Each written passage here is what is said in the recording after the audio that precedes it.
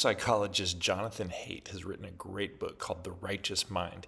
And in it, he tries to explain why people on the political left and the political right talk past each other. They're both so convinced, so outraged at the other person because their moral sensibilities are violated by the other person. And he does a great job of breaking down what those moral sensibilities are and how they're a little bit different or significantly different for people on the left and the right, what their commitments are. But he says all the conversation happens in ways that go right past those deeper levels of convictions. So he likens it. He has a great analogy of a person sitting on top of this massive elephant. And he says the people on the top of the elephants are the kind of rational, conversation interacting parts of who we are. But that these deeper commitments, these deeper sensibilities are below the surface. They're like this elephant that are not necessarily in full control by the person on the top. And that when we're talking at each other, these two people on these two elephants are yelling at each other and trying to convince each other to turn or whatever. But the elephants themselves are the ones who are really calling the shots. They're the ones that are moving. They're the ones that are embedded with these feelings and convictions. Okay. That's really helpful. And in the political climate of the last 10 years, highly recommend the book. What I begin to realize is that there's a genius in the scriptures because the Bible, the very thing that infuriates people about the Bible often in terms of like reading this book, why does this seem inaccessible? Why all the poetry? Why all the crazy stories? Why all the bloodshed? Why all of the prophetic imagery of Revelation? The Bible is trying to speak to the writer, but also penetrate into the elephant. That's why the imagery, that's why the provocative imagery of not just, why isn't the Bible not just 2 pages long with some basic statements that are like a creed about what we need to believe? Why is Jesus so indirect often in how he communicates who he is? Why does he take his time in revealing himself to his disciples? Why is there a little bit of revelation and then a story, something that happens that is crisis that he brings resolution to? Why is he letting it out just a little bit at a time?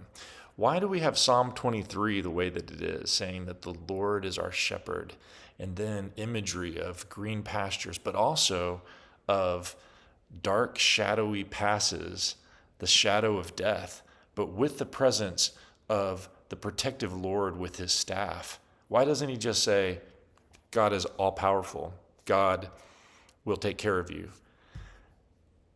Because the words of Scripture are trying to penetrate past just a cognitive awareness and an allegiance and a mimicking and assertion of approval to a deep reliance in our hearts, changing us from the inside, giving us imagery that can actually re-guide the elephant inside, deeper down inside of us.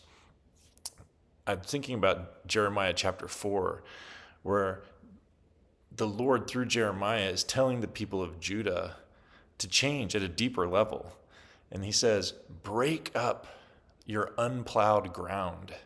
Like that hard ground that hasn't been plowed, break it up with a plow. And says, and do not sow your seed among thorns. That's imagery that later Jesus will use in Luke 8 and the other Gospels. Don't sow among thorns, sow on good soil. And then he goes on and says, circumcise your hearts to the Lord. Wow. That would be really graphic imagery, to do that to your heart. Wait, I mean, it's one thing to do surgery at a circumcision, another to go and do that same thing to your heart. They wouldn't have had the means to do that without killing someone. So that radical sort of like graphic imagery, thinking of John chapter 3 when Nicodemus comes to Jesus and Jesus says, you must be born again. And that language is now, just evangelical mainstream language. But for him, that was shocking metaphor of rebirth and change that disrupted and caught Nicodemus's attention. That's what the Bible is trying to do. That's why all the metaphors, that's why books like the book of Judges that have horrific stories of what it means to go away from God. All of this, there's all this, what I call the genre of horror in the Bible because of how devastating it is when we turn and go away from the Lord. That's Jeremiah 2:19 says, your wickedness will punish you. Your backsliding itself will rebuke you. Consider then and realize how bitter it is for you, how evil it is for you when you forsake the Lord your God and have no awe of him. That imagery is trying to grab us and change us and pull us and change that deeper elephant that we're riding on top of. That's why Jesus says, or why God says through the psalmist, taste and see that the Lord is good. Taste and know something deep down inside. Not just a cognitive knowledge, but an experiential knowledge of knowing he's good the same way you know that your favorite meal is good. That sense of experiential goodness.